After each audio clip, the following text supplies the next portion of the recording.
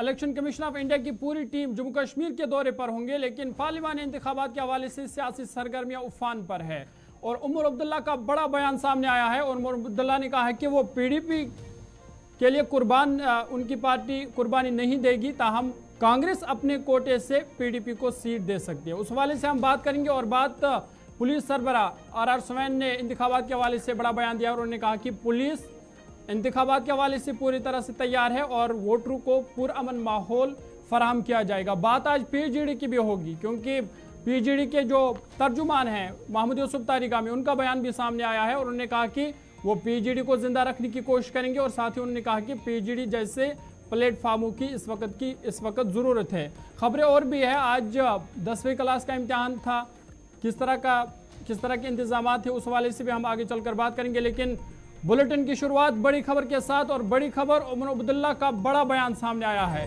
उमर अब्दुल्ला ने कहा है कि नेशनल कॉन्फ्रेंस कभी उन्होंने किसी इत्तेहाद पर सख्ती नहीं की, चाहे वो इंडिया अलायंस हो या पीजीडी। उन्होंने कहा कि वो कभी इत्तेहाद पर उन्होंने सख्ती नहीं की।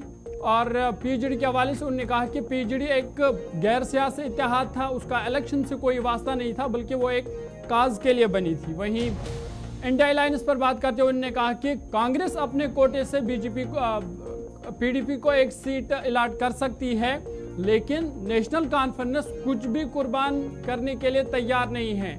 बड़ी खबर और बड़ा बयान उमर अब्दुल्ला का कि कांग्रेस अपने कोटे से पीडीपी को एक पार्लिमानी सीट अलाट कर सकती है, लेकिन नेशनल कॉन्फ्रेंस कुछ भी कुर्बान करने को तैयार नहीं है। उन्होंने कहा कि असेंबली इंतखाबात में वो पीडीपी के साथ इत्तेहाद कर सकते हैं, और अगर पार्लिमानी इंतखाबात में पीडीपी की कारकर्दगी अच्छी रही तो वो असेंबली इंतखाबात में फिर पीडीपी के साथ इत्तेहाद कर सकते हैं। साथ ही उन्होंने कहा कि नेशनल कॉन्फ्रेंस इतनी मजबूत है कि बगैर किसी बड़े चेहरे के भी वो जीत सकते हैं। उमर अब्दुल्ला ने कहा कि उम्मीदवारों का ऐलान करने के हवाले से उन्हें कोई जल्दबाजी नहीं है, और उन्होंने कहा कि नेशनल कॉन्फ्रेंस के साथ इतने लोग जुड़े हैं कि बगैर किसी बड़े चेहरे के भी लोग नेशनल कॉन्फ्रेंस को वोट देंगे और नेशनल कॉन्फ्रेंस की जीत होगी। साथ ही उन्होंने कहा कि उन्होंने कभी भी इत्तेहाद के हवाले से, चाहे वो इंडिया इत्तेहाद हो या पीजीडी हो, उन्होंने कभी भी सख्ती नहीं की। ताहम उन्होंने ये ज़रूर कहा कि कांग्रेस अपने खाते से पीडीपी को एक सीट अलाट कर सकती है, लेकिन नेशनल कॉन्फ्रेंस पीडीपी के लिए कोई भी कुर्बानी देने के लिए तैयार नहीं है। जम्मू में आज उमर अब्दुल्ला प्रेस कॉन्फ्रेंस कर रहे थे। मजीद उन्होंने क्या कुछ कहा, सुनिए जरा। He had already committed in the Bombay meeting, the Mumbai meeting of the India Alliance. I was there when Madam Mehbooba Mufti categorically said that whatever decision Dr. Farooq Abdullah takes with regard to seat distribution for Parliament in Jammu and Kashmir is acceptable to the PDP. We were all there. She categorically said that any decision Dr. Farooq Abdullah takes is acceptable.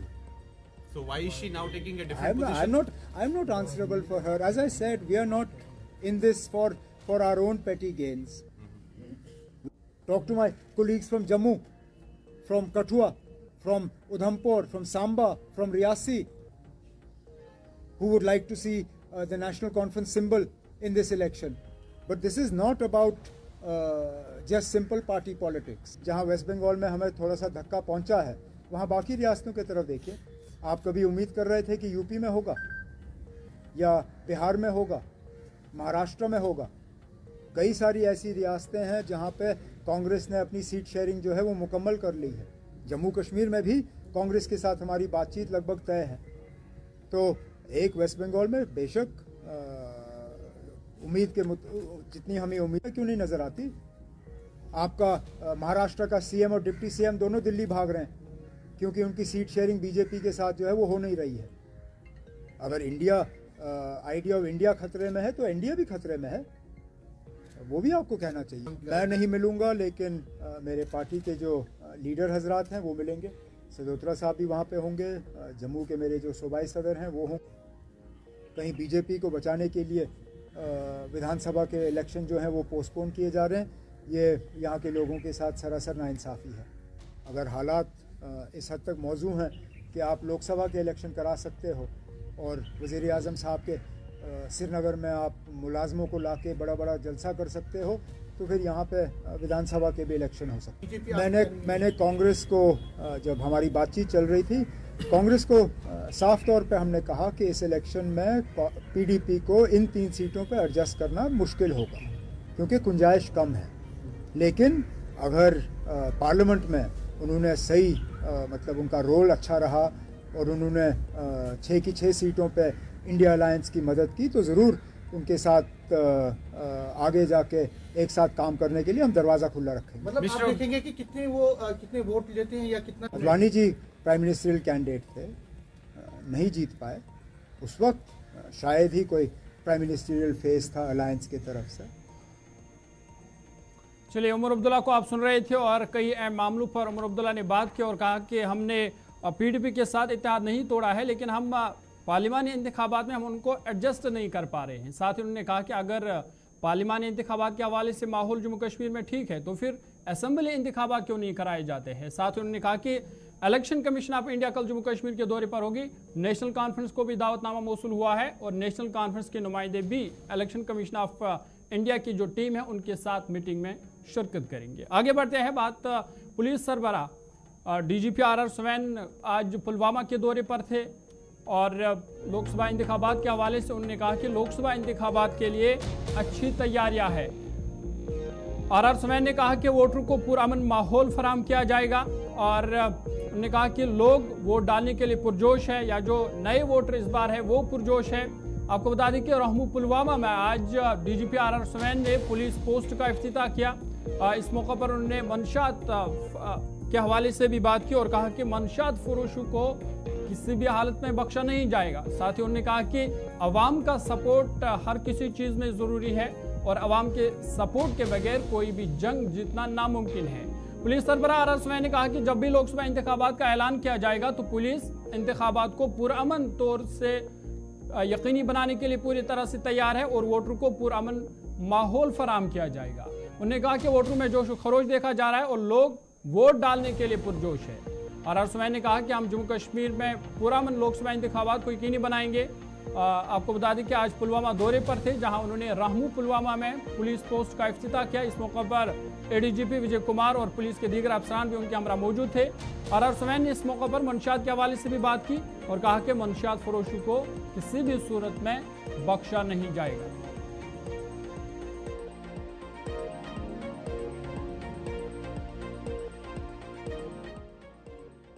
Hizbul Mujahideen, Jaish का, ये सब लोगों का, ये जो वहाँ के जो हैंडलर्स हैं, जो टेरर कोऑर्डिनेटर्स हैं, वो लोग सप्लायर भी है। वो चेन बने वहाँ से शुरुआत होती है और इसमें कोई दो राय नहीं है कि ये आता है। आने के टाइम में इसकी कीमत जो है घुसते वक्त किलो के हिसाब से 12-15 लाख रुपया होता है, पर जैसे जैसे अंदर घुसता जाता है और दिल्ली की तक पहुंचता है तो ये कीमत 1 करोड़ तक पहुंच जाती है। फिर वो बढ़ता है, आजकल यहाँ पे भी बढ़ने लगा है। पैसा फिर लोगों की जेबों से लिया जाता है, खून पसीने की कमाई को लिया जाता है, फिर वो आधा वापस जाता है। कुछ यहाँ अच्छी तैयारी है साहब, आप लोग वोट डालने के लिए उतावले हैं। हम आपको वोट तरीके से डालने के लिए और सेफ्टी और सिक्योरिटी के साथ डालने के लिए वचनबद्ध हैं।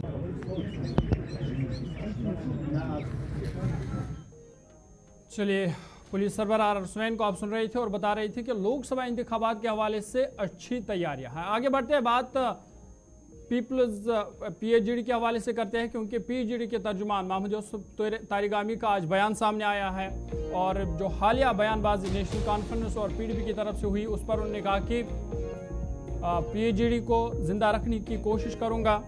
साथ ही साथ उन्होंने कहा कि पीएचडी जैसे प्लेटफार्मों की ज़रूरत है। उन्होंने कहा कि पीएचडी एक खास मकसद के लिए बनाया गया था ताकि लोगों को मुश्किलात से निकाला जाए और लोगों के जो मुश्किलात है, जो मुसीबत है, वो आला हुक्काम तक पहुंचाई जाए। साथ ही उन्होंने एक बार फिर दोहराया कि डॉक्टर फारूक अब्दुल्ला पीएचडी के चेयरमैन हैं, महबूबा मुफ्ती नायब चेयरमैन हैं और ख़ुद मोहम्मद यूसुफ तारिगामी पीएचडी के तर्जुमान हैं। और उन्होंने कहा कि तमाम जो मीटिंगें हुई या जो फैसले लिए जाते हैं वो सबकी मुशावरत से होते हैं डॉक्टर फारूक अब्दुल्ला के साथ भी मशवरा होता है, महबूबा मुफ्ती के साथ भी मशवरा होता है और उसके बाद ही कोई मीटिंग, कोई इजलास होता है।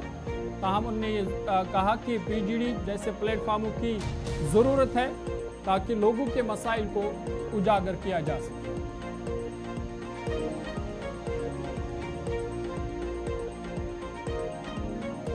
सबसे ज्यादा जो विक्टिम्स रहे वायलेंस के, वो तो कश्मीर के लोग रहे, जम्मू के लोग रहे, यहां के लोग रहे। हम जानते हैं कि ये पेन है क्या, हम जानते हैं कि कब्रिस्तान माने क्या रखते हैं। हम गुजरे हैं इस दर्दनाक दौर से। कटिंग अक्रॉस आवाम की बात, उसका भी डिसीजन आप नहीं लेंगे, वो मेरा भी अधिकार है, क्या है आवाम का हक। मैं गुजारिश करना चाहता हूं मेरे भाई, जहां तक आपने पीएचडी का कहा, आप एक ही सवाल पूछते हैं वेदर इट इज ओवर और नॉट। मैं अगर स्पोक्स पर्सन हूं, डॉक्टर फारूक अब्दुल्ला चेयरमैन है, महबूबा मुफ्ती डिप्टी है, ये सही है यार। और अगर आज तक कोई मीटिंग हुई वो with the consent of both of them, अगर मैंने चिट्ठी निकाली होगी तो उनके बगैर नहीं, स्टेटमेंट निकाला उनके साथ मशवरे पर। और इसीलिए मैं कहता हूं कि ये emergence of PhD was out of serious crisis that continues, that crisis continue.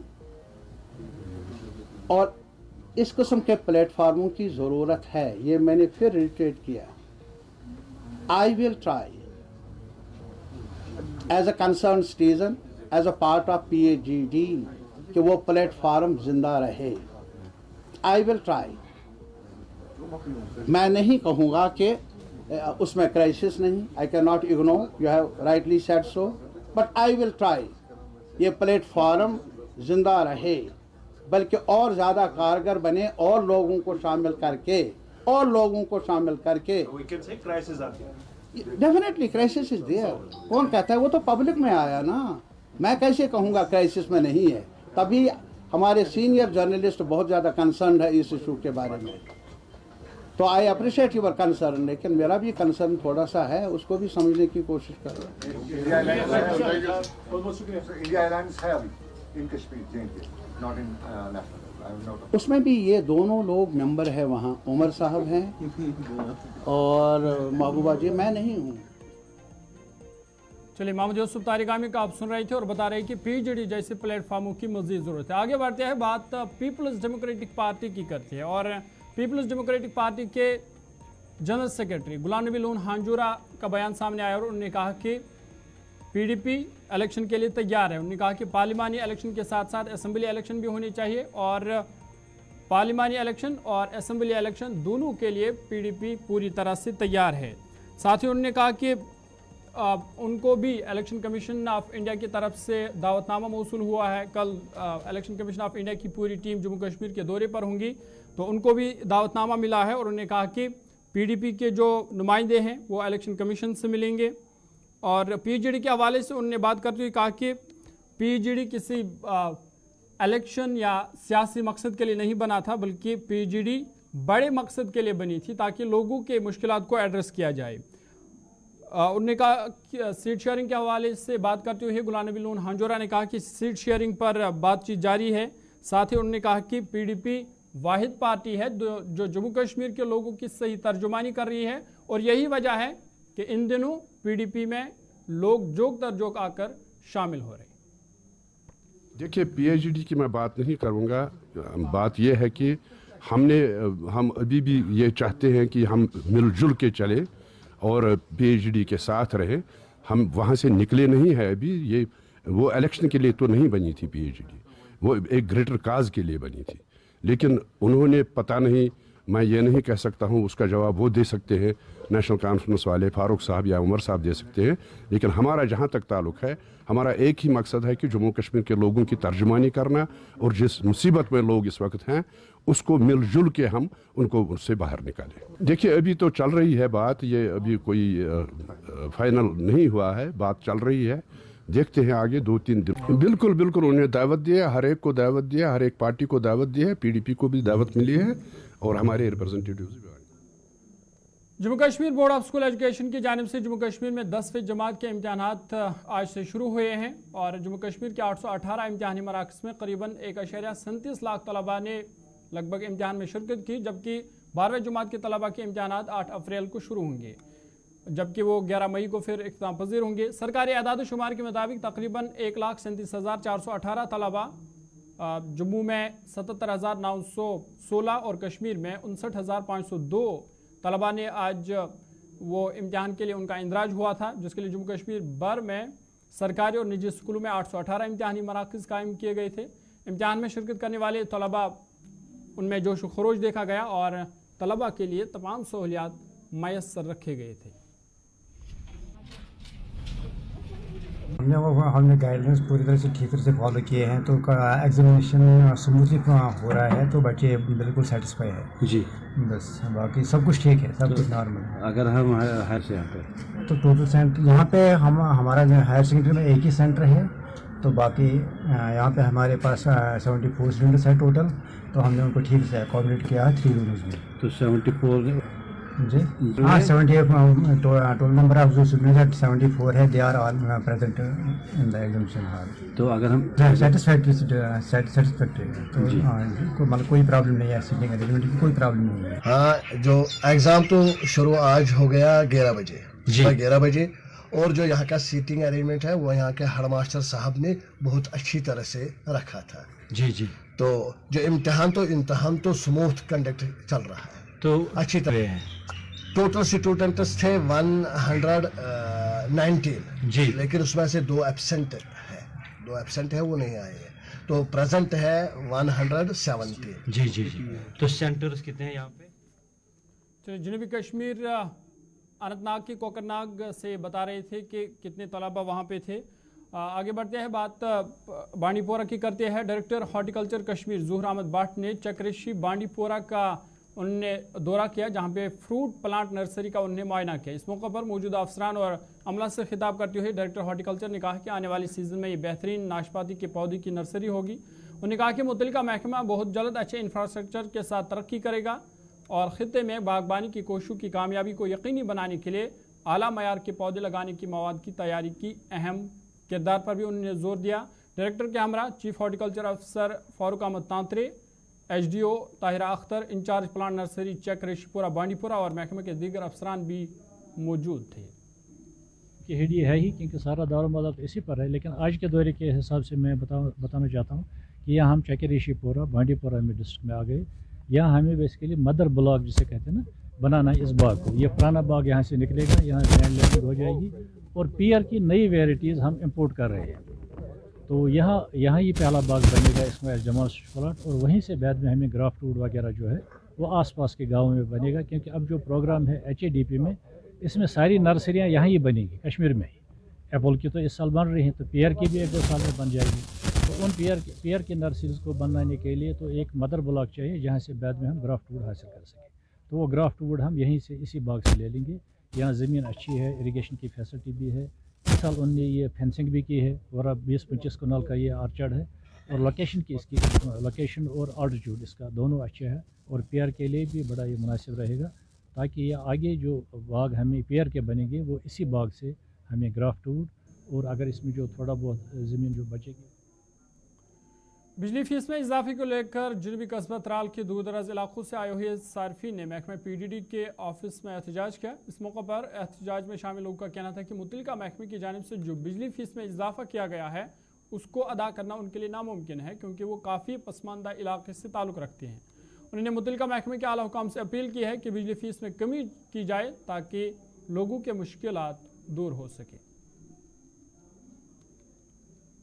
Sir, मेरा नाम बशीर अहमद लोन है। एज एक सोशल वर्कर मैं आज इस गरीब आवाम के साथ आया हूं कि इनको पहले स्कीम लगाई थी प्रधानमंत्री के तहत 25 kV ट्रांसफार्मर। उस वक्त उनके BPL और AY राशन कार्ड पर कनेक्शन दिया गया था, उनकी सर्विस लाइन और मीटर भी इनको दिया गया था और उस रीडिंग के हिसाब से इनको पैसे ले जाते 25-30 रुपया जितने ये खर्च करते थे।